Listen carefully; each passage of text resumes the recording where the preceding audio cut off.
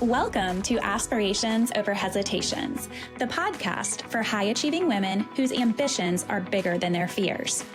I'm your host, Alli Eldridge. As a mom, wife, and Fortune 500 company retiree, I know what it's like to wear many hats while still wanting more out of life. Whether it's stepping off the corporate ladder to lean into motherhood, healing yourself from chronic health issues to bring home that miracle baby, or launching your own business, you'll be inspired by stories of women who are going for the big things in life, in spite of anxiety that they too have experienced.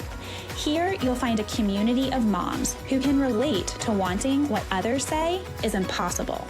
They embrace alternative ways of thinking, working, and being, even when it comes with some uncertainty.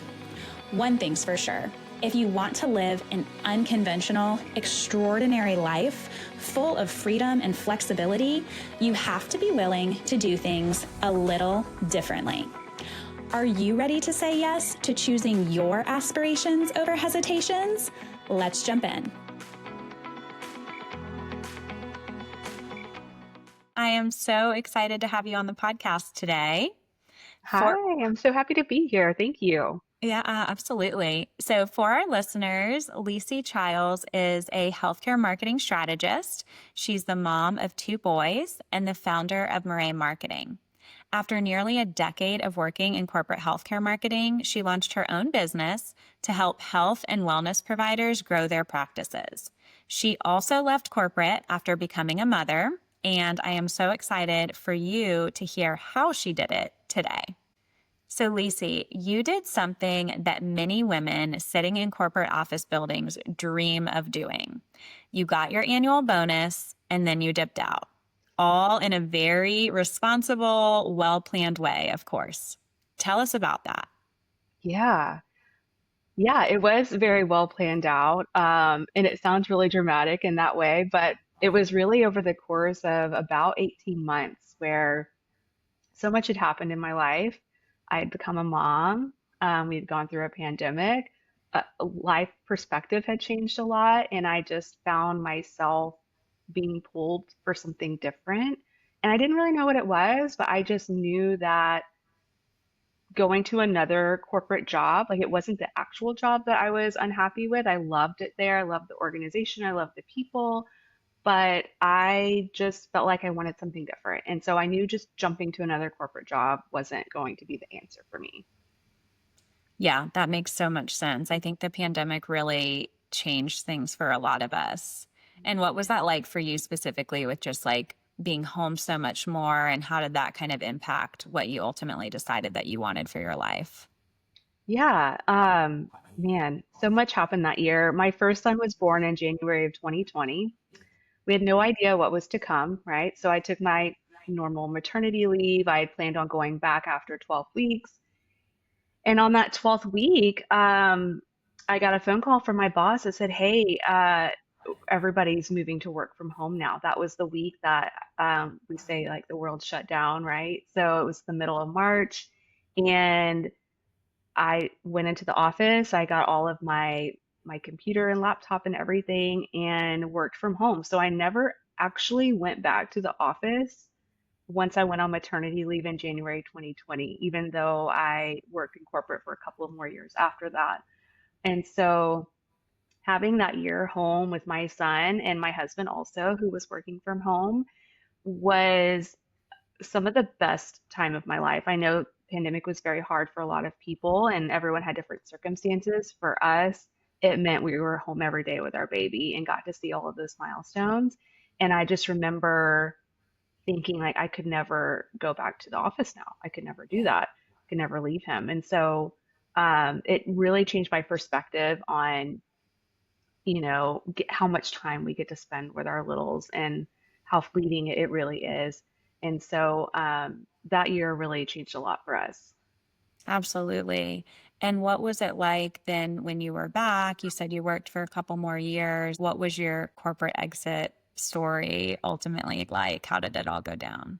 Yeah, so the idea of freelancing or owning my own business really came during that 2020 year. I had a good friend Megan Hopkins, who is a freelance copywriter, and she had always done some, freelancing on the side, but 2020 was a year where she said, I'm going to take a leap and I'm going to go full time. And I remember at first thinking like, you're crazy. Like who leaves a stable, steady salary corporate income um to just do this on your own? Like who are we to do this? We don't know what we're doing. And so she took that leap, and I took just many conversations with her, many coffee chats, many wine chats of just wanting to really understand everything that she was doing. And that's where that seed was planted for me to start something of my own. Because I remember thinking, if she can do it, she's also a new mom. We had very similar lifestyles. I'm like, I can do it too. And I have someone in my corner who can kind of walk me through that. And so that's where the seed was planted in 2020. But I kept going in and out of this, doubting myself of what am I actually going to do? I've worked so long in corporate healthcare marketing, specifically on promoting independent practices and urgent cares. And so it was a lot of kind of retail facing healthcare. And I thought, what value do I have? And so over the next 18 months or so, I really took some time to understand, what is it I even like doing? Do I want to keep doing healthcare marketing? Do I want to keep doing marketing in general? And so I really had to kind of dig deep and find out what that was like. Um, the first thing I did was I invested in a course that was to help me learn how to even start a business. I wanted to see, is this even something I can do?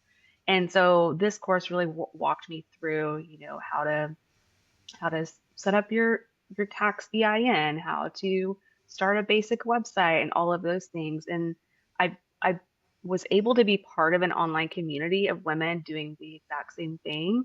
And so it really felt good to feel like, oh, there's other people like me. I had been in corporate for so long that I really just thought this was all that there was. I would just continue to climb the ladder, and I fully intended to be with that organization for the rest of my career. Um, until I had this thought of, let me start something new. I love that so much.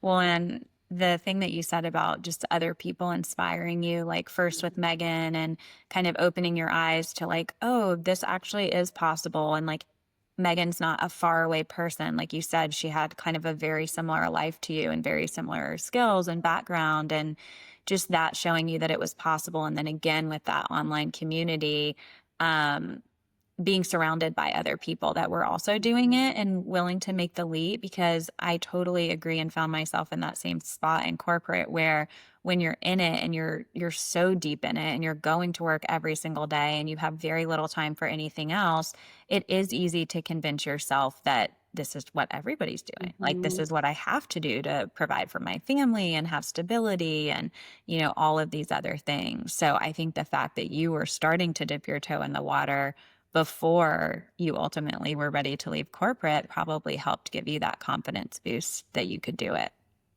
100%. I would say finding someone who was in that freelance space, new owner space, and then finding that online community of support definitely helped. And I think, for me, I'm a very practical person. For me, it was about the steady income, the insurance benefits. I mean, we had a baby, right? And so I had to think about all of those practical things, and that was tough. I thought, how could I go from steady salary every single 2 weeks to not knowing where, if a paycheck is coming from with my own business? And so um, I had to really dig deep on that one to get over that hump. And that was where a lot of conversations with Megan came in. And she kept reassuring me like there are plenty of people who would pay for your services that need your support. You just need to decide what it is you want to do. And so when I got serious about that and really like, niched down to, okay, I want to help women-owned practices in the health and wellness space get their practices built and busy and off the ground and help them build a community, then that's when I started to take it serious. And of course, support from my husband. I had to have his support on the days that I doubted myself. I think he had more confidence in me than I had in myself. So that really went a long way. And him just saying like, I know you'll figure it out. You're not going to let yourself fail. Really helped me kind of take it from just a seed planted into this, okay, maybe this could be something, you know? That's so beautiful. Well, Mhm. and what was the process like for you? I know you talked about digging deep to figure out like what would I do instead and what does that look like? How did you work through that in reality to get the clarity that you were seeking? Yeah, it was a lot of brainstorming. I did a classic kind of pro con list. And for all the cons that I had, um, I made myself work through it. You know, okay, if I have an issue with like the practical aspects of it, like the income, how can I work through that? And so I started to develop a plan for each of those cons. So for the financial perspective, it was okay, you know, I can try to cut back on other things, stash a little bit of money away here and there. Um, you mentioned the annual bonus. I had that coming, so that was going to be a few months of cushion financially. So I felt good about that. And I just knew I'm a type of person where if I have to have a deadline, it's gonna get done by that time. I have no other choice, right? So I knew I had about 90 days of income. And so I had 90 full days to kind of like really get down to business and figure out what services I'm going to offer.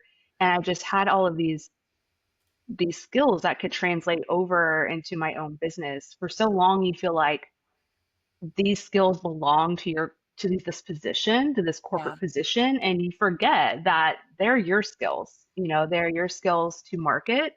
So whether you're super detail oriented or organized or really data driven, all of those things you use in your corporate position can absolutely translate into doing something on your own.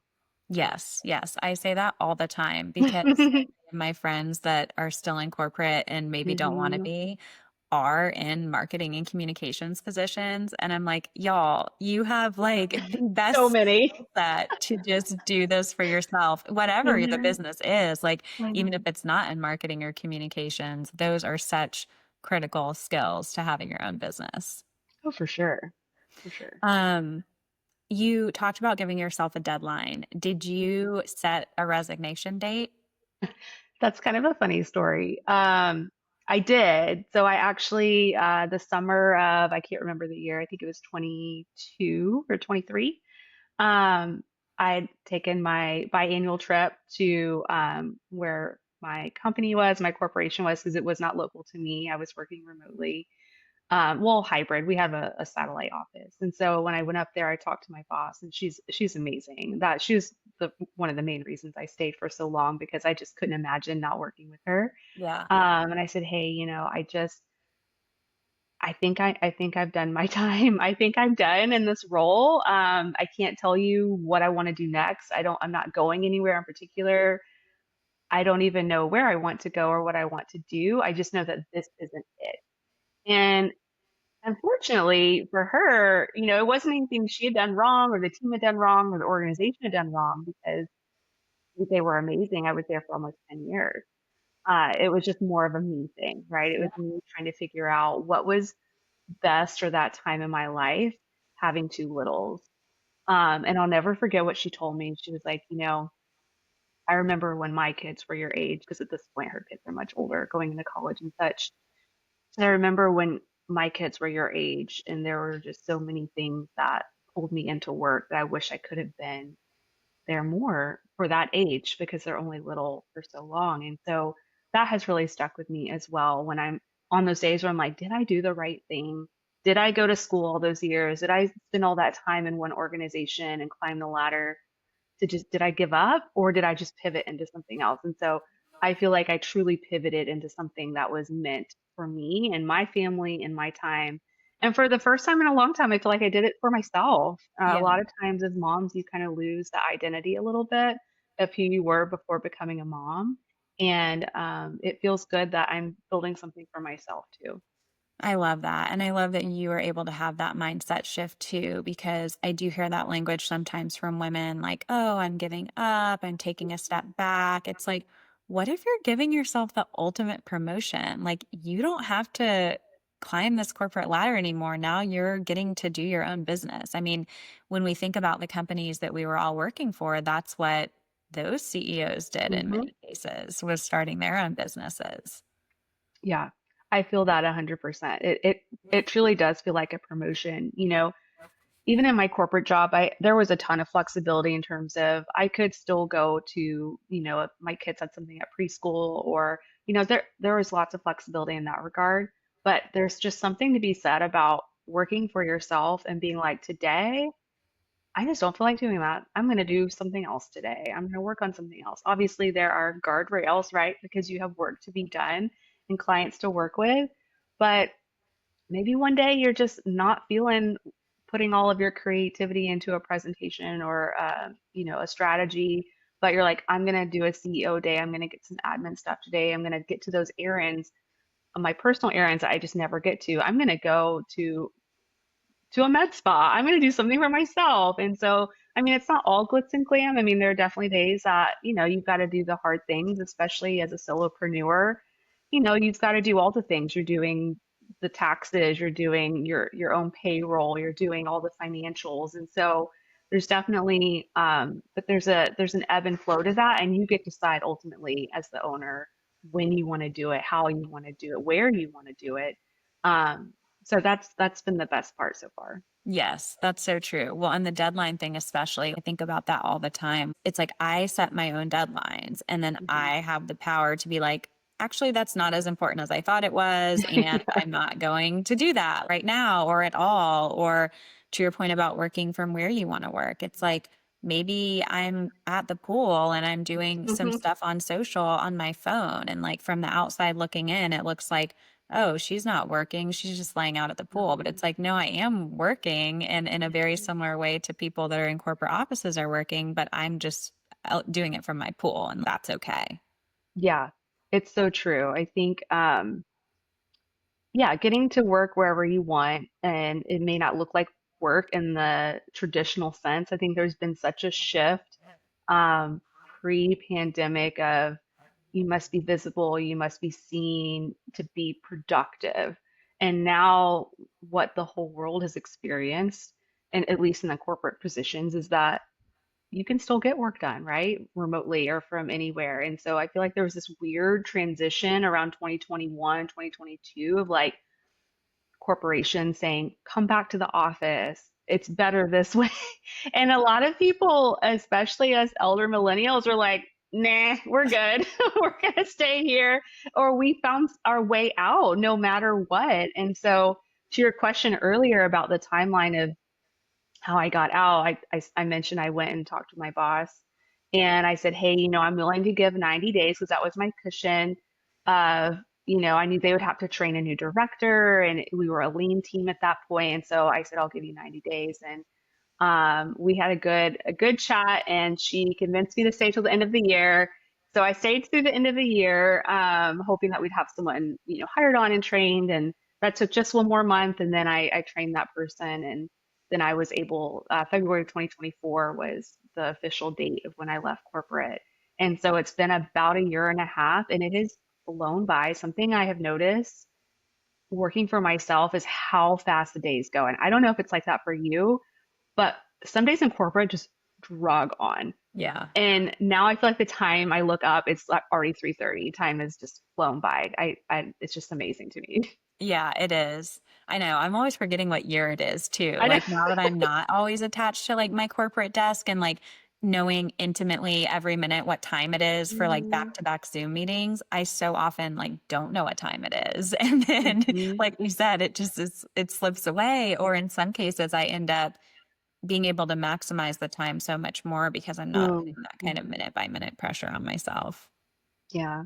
One thing that I noticed, there was this like decompression period after corporate. And I don't know if you felt this way too, but hearing you say Zoom back-to-back meetings honestly was like a trigger because it truly was so many meetings. Some productive, some not. You win some, you lose some. But I just remember in this last year how anxious I felt because I didn't have all of these meetings to be on. And it sounds so silly, but when you are so used to being in back to back, and anybody who's worked in marketing communications knows that it's a fast paced, high stakes, always a deadline looming. It's always something on. And so when you kind of take a step back to do your own business, working at your own pace, and you're no longer managing hundreds of practices, you're just kind of managing your own little thing.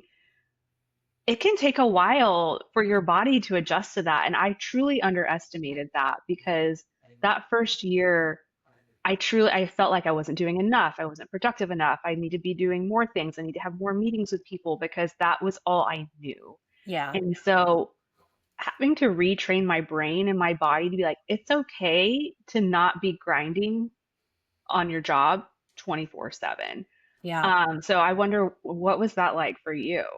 So I had a similar experience where I recognized that I had this theme of like never enough. Like it was just never Mm, enough, never enough. And when I left corporate, initially I did have some really restful months because I was coming off of a leave of absence and I felt amazing, just like giving myself the time and space to breathe. So I went from like one extreme to another, and then I had to like find my way in the middle, I think is how I would describe it. So then when I was more finding my way in the middle of figuring out like, okay, now that I have this business and I've had my rest, like how do I want my days to look? Initially, I did schedule myself back to back, like with no breaks, mhm, because that's just how I was used to like calendar blocking and mhm, living my life in corporate. And my husband and I were talking one night, and he was like, structure is very different in corporate versus having your own business. And it doesn't have to look like this, basically. And yeah, you can give yourself grace to go on the errands or buy the Amazon stuff that like you've been putting off. And honestly, it's not just a switch from like business to personal. By getting some of those personal things out of your mind, you're freeing your mind up to focus on your business. So mhm. it's kind of like a win-win all around. It really is. And I think also something that I've noticed post corporate is when I was in corporate, I very much felt like I had these two personas of like my corporate business professional life. You clock in, clock out for that, and then you have your mom life, mom family life. And these are two worlds that like don't collide. If you've ever seen Severance, you know what I'm talking about. But owning your own business, it's almost like you get to mesh them to where you just have one life. One, It's all one, yeah, you're all one person. And it made me think of that when you said like you can do an errand real quick. I did this yesterday. I did a little work. I'm like, you know what? I've got to run to the dry cleaners and get some lunch.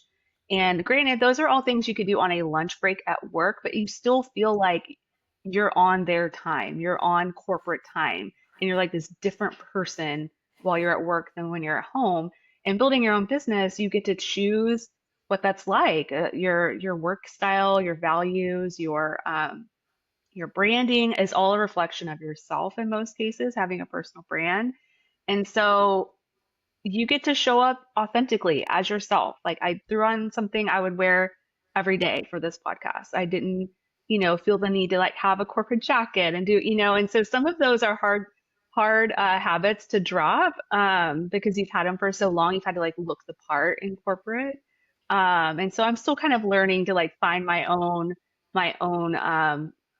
style post corporate because before it was just like dress up or dress down. And now I get to find something in the middle for myself. yeah, yeah, that's the fun part for sure. It's funny you mentioned that because I was thinking this morning when I was getting ready for this, how now my getting ready routine is like 5 to 10 minutes instead of 30 minutes. Even as a mom, when I was working in corporate, it was still like at least 30 minutes. And now makeup and hair and everything, it's like so much faster. And it's not like anyone in corporate was like saying I needed to have a certain amount of I makeup. know. It was like an expectation we set on ourselves. Yeah, or just wanting to, I don't know, look.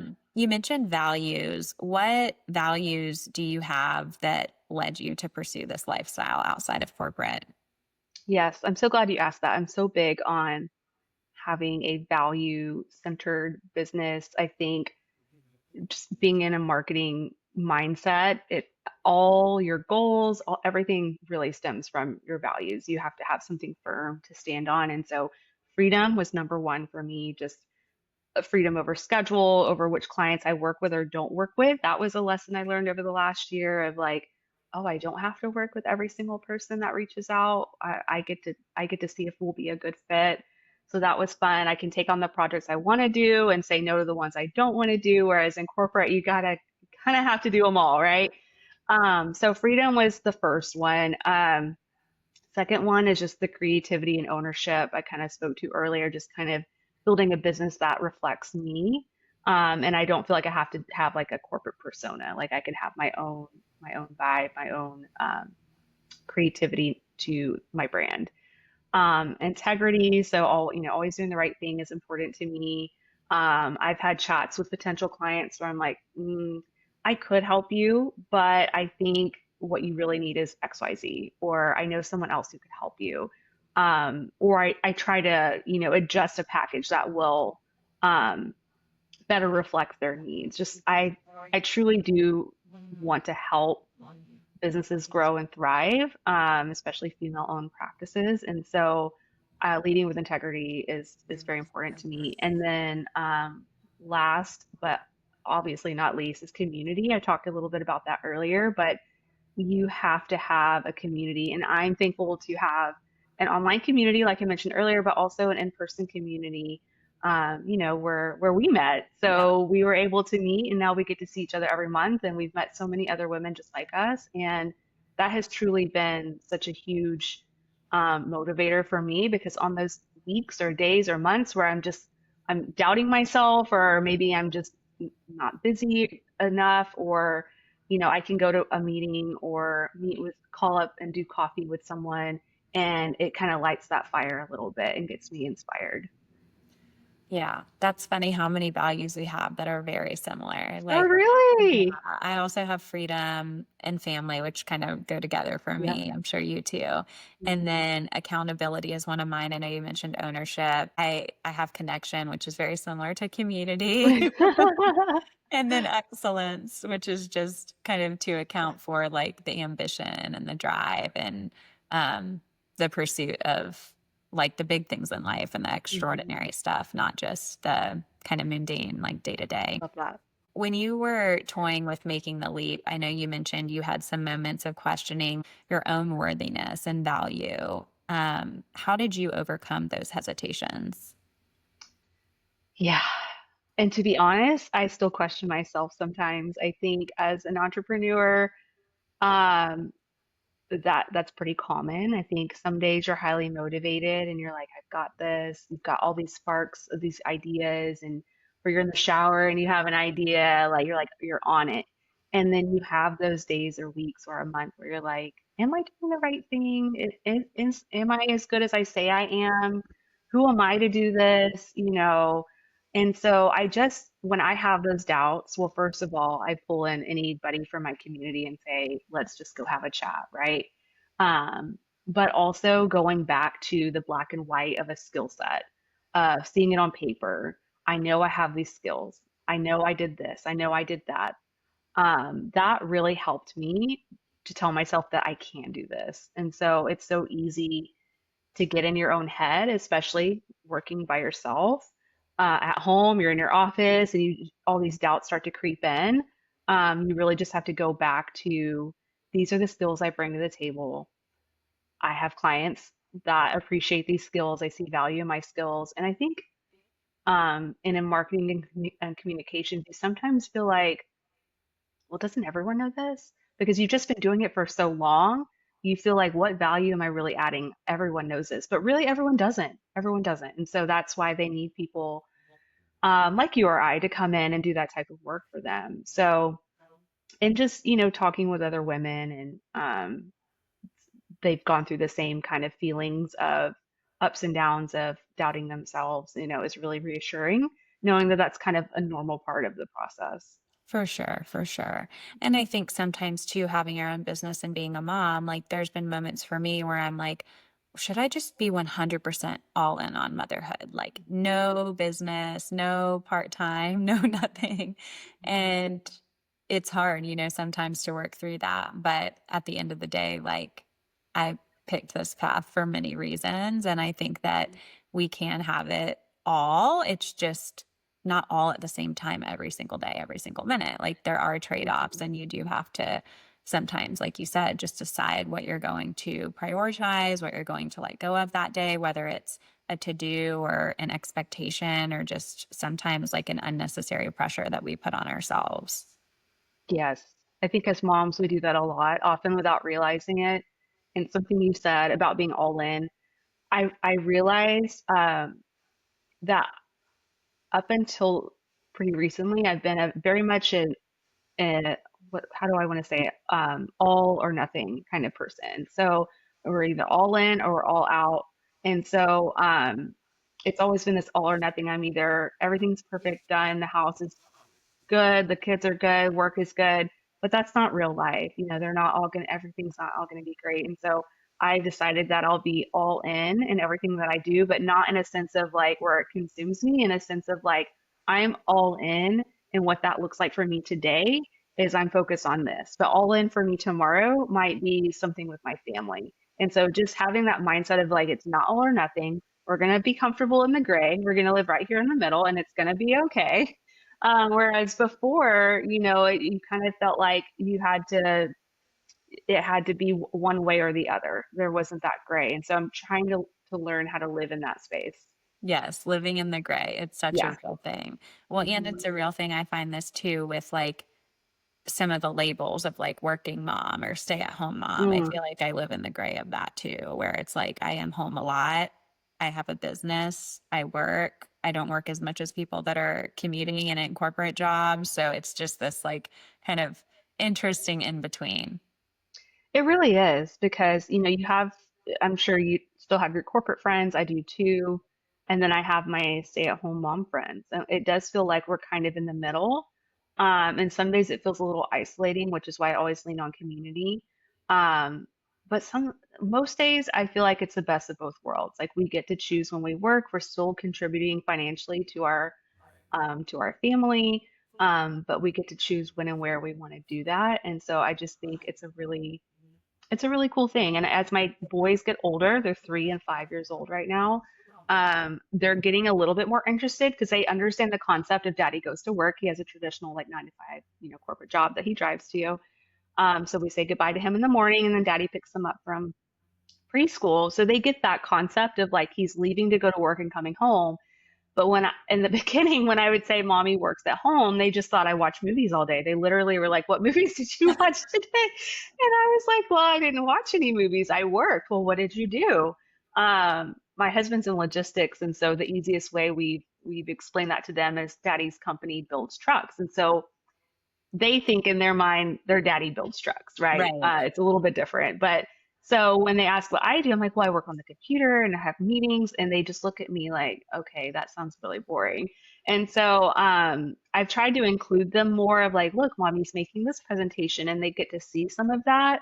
But recently, we had a play date in one of the communities I'm in locally, and I brought the kids by, and I asked them, I said, hey, do you want to meet mommy's work friends? Because I'm always saying, oh, I have a meeting with a work friend or have a lunch with a work friend. And they just lit up. They wanted to know about what mommy's work is like, what I do. Of course, now they think I work at now they think I work at a indoor playground because that's where we had our play date. But it's just all that to say, I'm so excited for them to see me as their mom build a business from our home, which is very different than what we've all witnessed in the past from our parents and our grandparents. It's just something that's different, and I think will be really neat for them to see growing up. Yes, I completely agree with that. Mhm. What would you say to other mothers or even moms to be who are in this place where they're wanting to make a change, but they're just feeling stuck and scared of some of those very real things that you talked about, like losing corporate benefits or walking away from a steady paycheck? Yeah, fear, totally valid. I am not a very risk averse person. I do not like taking big risks, hence the reason why I was in corporate for almost 10 years. And I had convinced myself that that was stable, that was steady.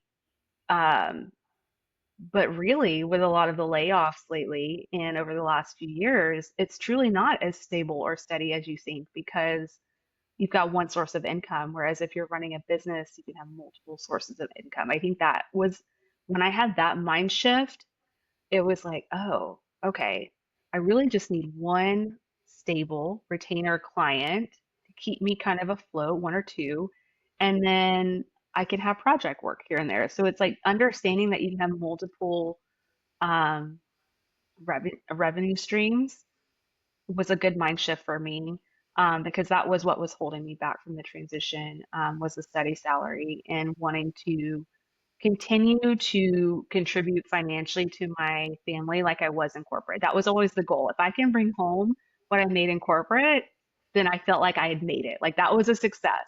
And I was fortunate enough to do that within 6 months. Now, of course, income has ebbed and flowed since then, but I felt like, okay, I've at least made back the money that I put into a course, or I've made back my money that I needed from my bonus. And so that was always the goal for me. Um, but I would recommend writing down all those fears on paper, kind of getting them out of your head so you don't ruminate on them, and coming up with practical solutions. A little bit about what I talked about earlier with, if there's something that's really bugging you, like about the salary, well, then come up with a plan of what does that cushion look like and how can I get there? And it might look like, picking up some side projects after work or on the weekends. There were a lot of Saturdays at Starbucks while my kids were at home with their dad, sacrificing. There's a trade-off there of like doing some work on the weekends, but it was well worth it in the end. And then honestly, just small steps. None of this happened overnight. It was a little bit here and there, and out, like I said, an hour or two on a Saturday. And I just kept a running checklist of like, these are the have to haves by the date, because I had already submitted a date to write my resignation. These are the have to haves by that date. Everything else can come later. It's really easy to get caught up in it. Well, I have to have a brand, I have to have a visual identity, and I have to have this. And while all those things are great, especially coming from a marketing person, there are a lot of things you can get by minimally just to get a business off the ground. Um, and so if you feel that pull like I did of like, I just don't know this if this is for me anymore, like listen to that. Truly listen to that. And I think you'd be surprised at the ideas you can come up with once you start just writing things down. Yeah, yeah. Well, and like you said, on the income piece, it's like when those of us that were in corporate jobs, like we didn't have the ability to just select our salary. Like now you can select what you're going to charge a client for what amount of work. Mhm. And I used to get so frustrated, like having the salary conversations and trying to advocate and negotiate for more and for myself and then also for the people that reported to me. And it was just such an uphill battle. It took so much fighting to get a promotion. I mean, for sure, a promotion, which was like maybe 10% raise, but even smaller raises or like switch to another job family that made more money and trying to justify all the reasons for that. And it's like, in your own business, you don't have to justify. Like you just get Nope. to decide and like run with it. And that was one of the thoughts that I had too right before I decided that I was done with corporate was what if this idea that I have of like this steady, stable income is actually delaying me making more money? What if it's not like, oh, this is the most money I can make, is here, but it's like, no, you could actually make 5 times this in 5 years if you just did your own thing. And when I had that thought, which was not like a thought that I really consciously thought up, it was just something that came to me on a walk one day. I was like, wow, yeah, I need to be thinking about this differently. It's so true because for so long, you're like, everything you said resonates so much because yes, even if you get a promotion, there's always a max. There's always a cap or a ceiling of 10%. You may get an annual increase of 2%, maybe if you're lucky, 3%. And so there's always, now while that was steady and usually expected, maybe not always, given it just a lot of economics come into play, right? Um, but there was always that cap. You always knew. And then I think if you start to think about, okay, 5 years from now, if I'm in the exact same place, I get a 2% raise every year, 3% raise. I mean, that's not that much. And not that it's Not all even about the keeping up. financials. Of course, that's a big part of it. But it's so true. One of the things holding me back was like, man, but I get a pretty good bonus every year. Like we like having that, right? And so I said, but what if I got to choose? Like, how could I break that down into my own? Oh, okay, that's just one extra client Hmm. over time. And you know what happened the first year, actually the first 6 months, I got one project that lasted 90 days that was equivalent to a bonus I would get after working a whole year at corporate. So Wow. it's doable. And after that, I was like, what was I thinking? This is a no-brainer. I get to choose Yeah. how much money I take, how much work I take on. And now that my son is going into kindergarten, I have to kind of think about, because he's in preschool right now, which is year round, I have to think about the school breaks, the winter breaks, the fall breaks, the random half days, the summers. And so knowing that I can take on more work in the fall when he's in school and kind of let go of some work over the summer when he's out, that was another game changer. Of course, I didn't have that epiphany till after I left corporate, but I thought, man, now I can dial back the work during the summer and spend more time with my kids and then really ramp up the work in the fall or the spring when they're back in school. And so that was another kind of aha moment. Wow. Yeah. And I love the epiphany you mentioned too that you had about getting to choose who you work with, because those of us in corporate, like we didn't have that luxury. There were certainly people or projects that came across our desk that we were like rolling our eyes or fighting, like, no, seriously, again, this doesn't make sense. Like, You I know. don't want to do this. I don't feel comfortable doing this. And like, you just had to do it anyway. Mhm. And now, like you said, being able to choose, and then I don't know, there's a certain like peace and kind of just like alignment that comes with that Mhm. where it's hard to like describe or really kind of put a value on that as well. I agree. And one thing that came up whenever I was thinking about the transition was how am I going to manage? Because in my mind, in my the way I have my business set up is I aim to have four retainer clients at any given time is like the most I'll take on, because anything more than that is just it's too much. I'm not able to give enough of myself to each client to add enough value. And so four was always the most. I'm like, how am I ever going to manage four clients? But if you think about it, and if you're on an internal marketing team, think about how many clients, even though they're internal, that you truly have. I guarantee you it's north of 25 or so. Like there are so many people that you are supporting, and each one is kind of like their own client, right? That might be in the same hospital or the same service line, but they're all individual clients. Think about all the C levels you support, all the directors you support, all the locations you support. I mean, those are all clients. And Mhm. so it is possible when you start to think of it that way, you're like, oh, yeah, I could totally support. If I can support all of those, I can definitely do four clients of my own that I get to choose to work with on Yeah. the work that I get to choose to do. It's Yeah. just, it seems on hindsight, 2020, of course, is such a no-brainer, honestly, to leave Yeah. corporate and start my own business. Well, and as like marketing and communications has evolved, I don't know if you experienced this too, but we were able to get like so much more targeted in like our Mm, audience kind of breakdown, our distribution list, our surveys, our data. But then that meant now we want to target all of these like super small groups and have plans that are tailored for them.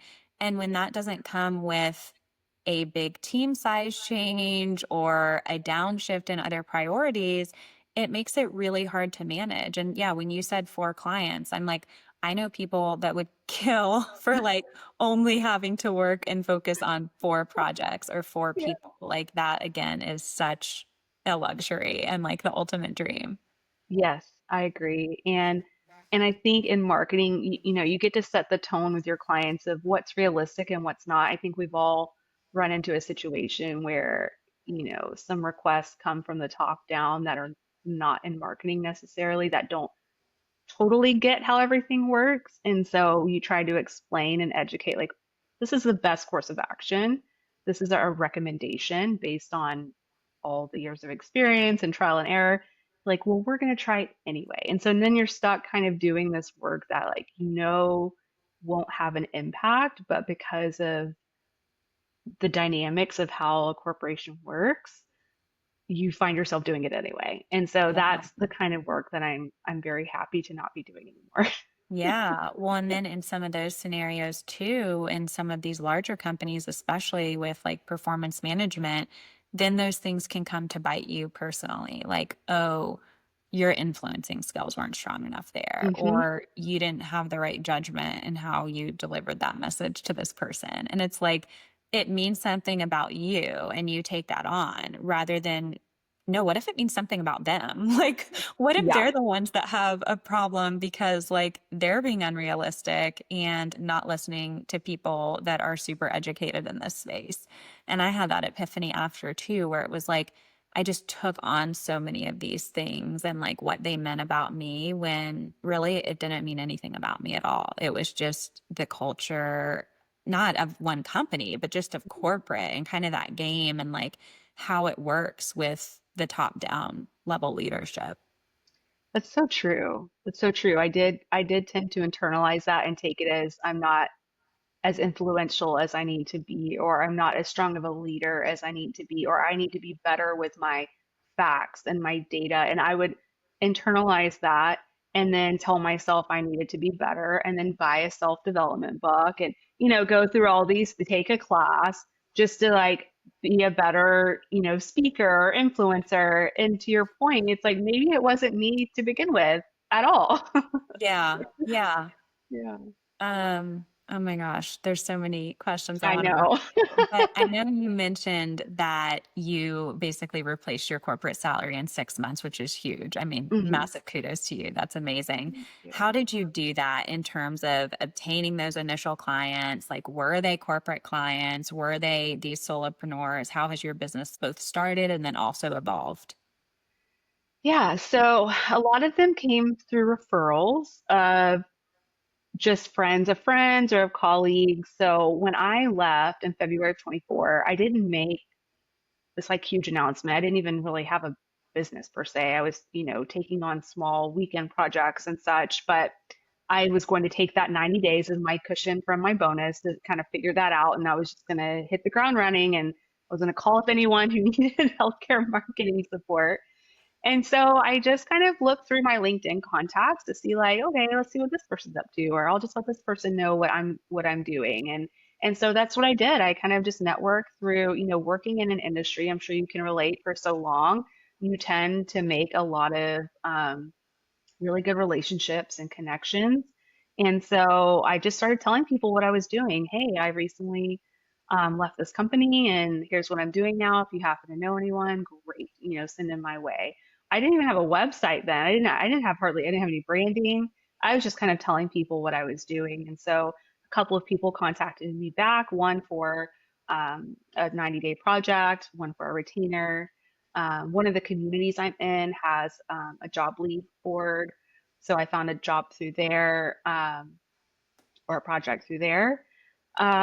Mostly referral. So it wasn't until April of this year that I actually launched a brand and I had started marketing myself on social media. So Instagram and LinkedIn is where I am the most. I have a website, I've done some lead magnet stuff, but I have not paid for any marketing yet. It's all become through organic or referral. And so for that first a little over a year, it really was just through word of mouth and referral, and then any kind of job boards that I came across. Um, so now this year is the year of kind of putting myself out there, which is a little bit weird.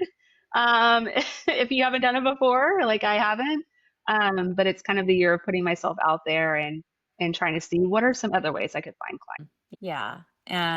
When you mentioned like earlier, just the planning that you did personally when you were before you had left corporate, like when you kind of had the vision of your business and you would go to Starbucks and sacrifice spending a Saturday with your children. And I love that you mentioned that because I think, I don't know if you've ever experienced this when you left, but people being like, oh, must be nice. Like, making those types of comments to you with a lot of judgment and almost, I don't know, like shaming and criticizing your choices. But it's not without hard work. Like, I think even to go this path and be able to have this life where you get to spend time with your kids and you get to have your own business and you get to choose your clients and your hours and your fees, like, it is not without a lot of hard work and planning. And it's not just this switch that you flip overnight, at least if you're smart about it. Like you do a lot of the figuring out on the front end, but then, like you said, you trust yourself and you don't feel like you have to have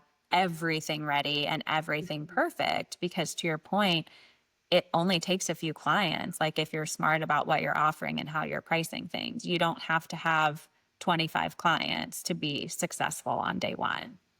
Yeah, not at all. Yeah, there's definitely a lot of hard work on the back end. Yeah, a lot of Saturdays at Starbucks doing work, a lot of evenings. I would stay up late, which is rather hard because my boys are early risers at like 5 a.m. So I mean, but I knew that it was just a small sacrifice for a big reward. And I was willing to put the work in, especially once I put my resignation in. I mean, that was it, right? I mean, I guess you could rescind a notice, but that would probably not have worked out well for me. And Yeah. so, like once I had that deadline, I was like, I have to make this work. And then it's funny how suddenly you can find these pockets of time when you have to have them. Because before it's like, when would I ever do this? I have no time. I'm tired. I have this, I have that. But then when I knew I had no other choice but to find the time, it was amazing where I could find like little pockets of time. But I would get up early or stay up late or do a weekend or whatever. So you definitely need a good support system if you're a mom, to have a husband that's supportive of you to allow you to kind of break away for that, um, knowing that you've got two crazy kiddos at home. But that was truly, I mean, there was just so many things, that you're figuring out. It's getting a client is great, but you may talk to them, or at least in my space, I may have a conversation and build a relationship with them for 2 or 3 months before they're like, okay, I think I'm ready to do this. So it's not, unfortunately, it's not as easy as, hey, you want to work with me? Sure, here's all my money. It doesn't always work that way. And so, yeah, there's a lot of hard work that goes into it, but I'm a firm believer in choosing your hard. So you can continue to stay in corporate, and that has its own hard, right? It has the easies because it's steady, it's somewhat stable. You've got a salary coming in every 2 weeks. Like you kind of know what to expect. Although in marketing communications, that can be kind of you just never know some days what's coming at you. But for the most part, you kind of know what to expect. You know the people you're dealing with. You kind of know how they're going to respond to things or work with them. Um, and so there's that aspect of it. And or you can choose your hard to have a little bit of the unknown. I don't know how I'm gonna work with this person or this client until I kind of get into it. Or I don't know if I'm gonna get a client tomorrow or in 2 weeks. Like you just kind of have to choose your hard. And I was at a point in my life where I was ready to choose a different hard. Oh, I love that so Yeah. much. Yes. Well, and what did you do? Because I know you mentioned like when you were still in corporate, your son was at home. What have you done for childcare over the years as the boys have gotten older, or do you have childcare at all? Yes, so I have been very fortunate to have childcare. I do realize that's a luxury in this economy. So kudos to my husband for helping with that. Yes, so my kids, well, the first 18 months of my first son's life, or Henry's life, was at home because we were in a pandemic. And then my second son was born in fall of 21. And so they started school together, which you think would be great, but sending in two children into daycare in different rooms, the next 18 months was they were literally sick like they were more sick than they were not. Because they would go to school, they'd get germs from their own rooms, and they come home and one would have RSV, one would have hand, foot, and mouth. Ugh. It'd run the course of the house, and then they would exchange it. And then this one had RSV and this one had hand, foot, and mouth. So it almost broke me, which was another part of like, I've got to find something that works better for our lifestyle than having a 9 to 5 Monday through Friday because I want to be here for my kids. And they just, had a hard time adjusting to the daycare life. And so once we got through that, it got much better. They're in full-time daycare Monday through Friday. And so I am fortunate to have uninterrupted work during the day. But again, that comes with sacrifice because that was part of a minimum that I have to bring home to cover childcare at any given point. So slow months are not really an option for me because it has to be enough to cover my childcare. Um, and it was important to me that I had focused work time for my business, just like I allowed focused work time for my corporate job, if that makes sense. And so I really wanted to maintain that because I'm just not the kind of person that can like mom 1 minute, send an email, mom, and like I Yeah. can't. I want to be that person so bad, but I just can't. I just can't. I have to have full focus. I'm fully convinced I have adult ADHD now. I'm self-diagnosing that I have to have my focus time or I can't do anything at all because I feel like I'm half in, half out, and I just don't really like that feeling. And Yes. so, however, my son going into kinder, that's going to change our dynamic a little bit. So he'll be out at 3 o'clock every day instead of the 5 o'clock we normally pick him up. And so I'm trying to train myself to kind of work this abbreviated schedule so that I can get accustomed to picking him up from school at 3 and then designing my days around a school schedule because, they have half days and teacher days and 2 weeks for, fall break. And I've got to figure out how all that's going to work too. Yeah. Well, that'll be so nice to, like you said, just flex up and flex down rather than like having to Mhm. try to take time off work or try to work from home, but like have your kids at home and that's super hard. Um, Yeah. One of you, the one of the best parts is not having to ration your PTO. Can I just say that? Because for so long, it's like, okay, I've got this many days this year. We're going to go on this trip and this trip.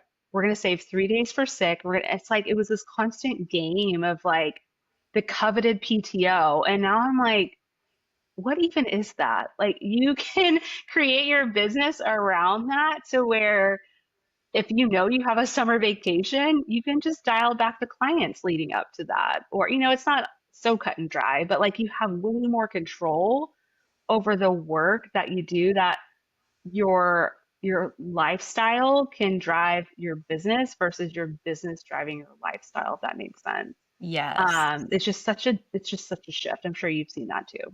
I'm so glad you said that because I was thinking about that earlier about just like you choose the life that you want and the job that fits into that rather than Yeah, trying to fit your life in around your job, which is how it works when you're in corporate. And then yeah, if something comes up, like just the other day, my husband was like, "Oh, I got invited to this thing in Florida later in the year. I thought we would all go." It's like I can just yeah. easily say, "Yeah, sure, that sounds great," and not have to worry about let me go in the front of my notebook where I've written out all my PTO and see like how I could So possibly make true. this work.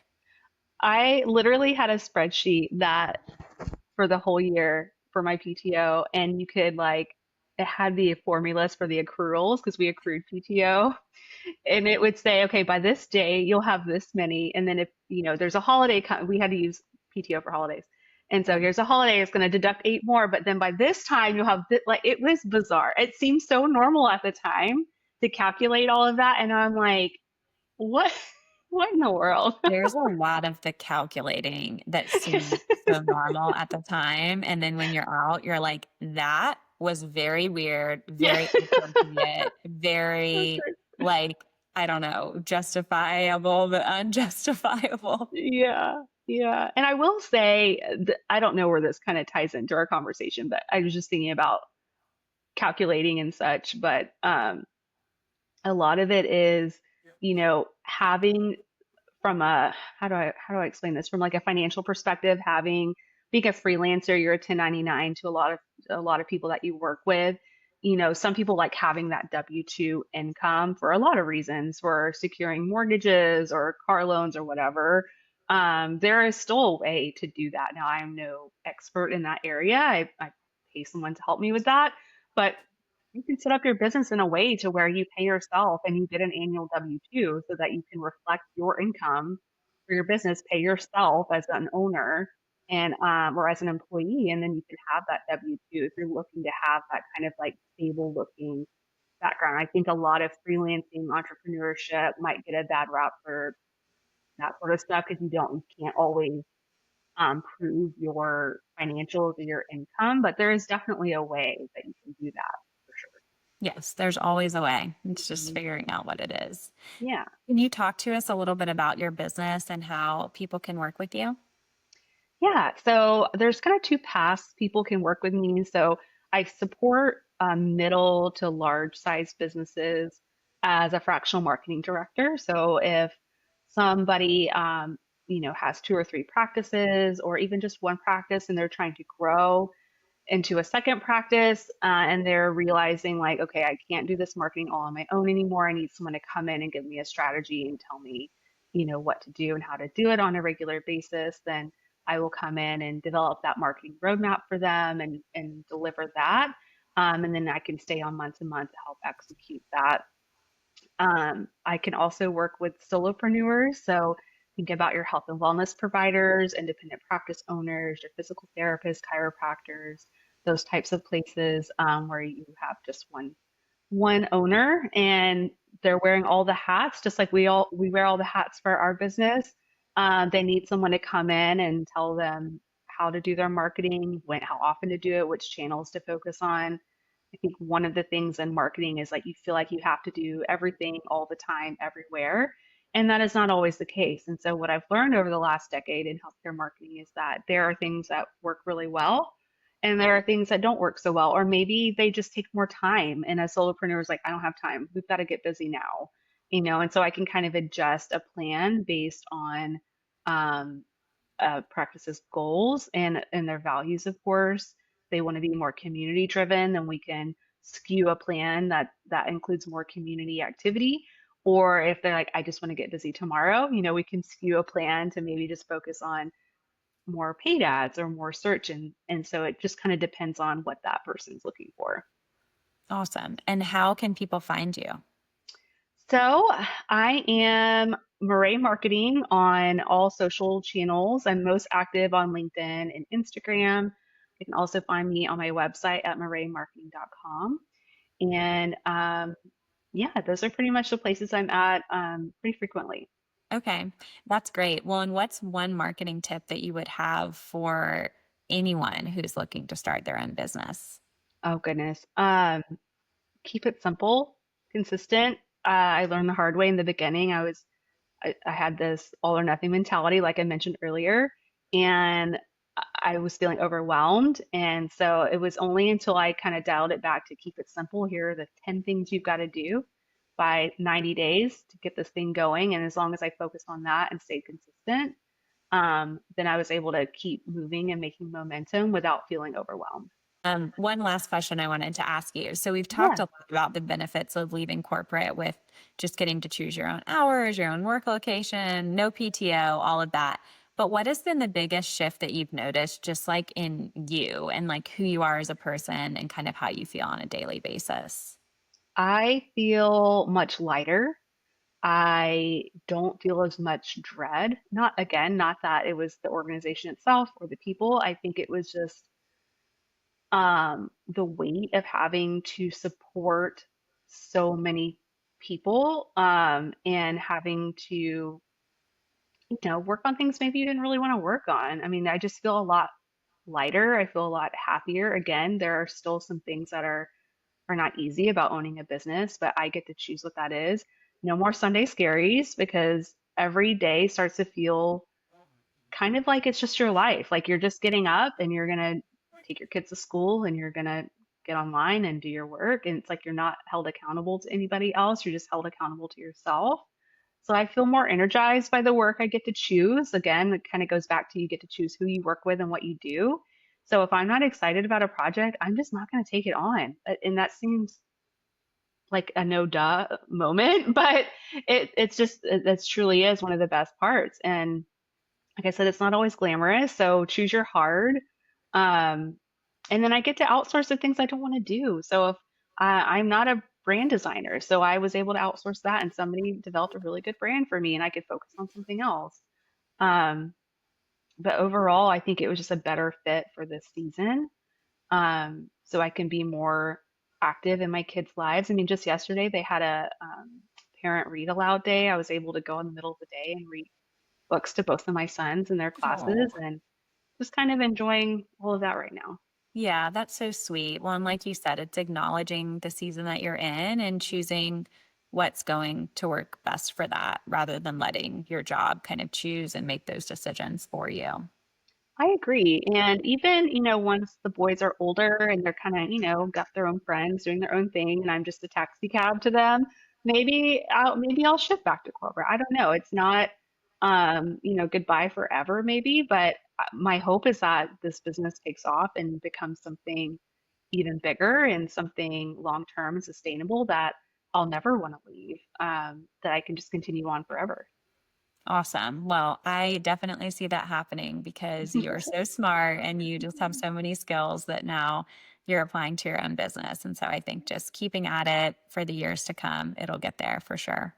Thank Thanks for you. being on today. I know this conversation is inspiring many people because you're just so real and relatable. And like you said, it wasn't some big special scenario that you had that made this work. Like Yeah. you figured out how to make it work. And Mhm. there's so much power in that. If you loved this episode, please sign up for my email list, the AE Insider Club, where you will be the first to know about new conversations and upcoming guests.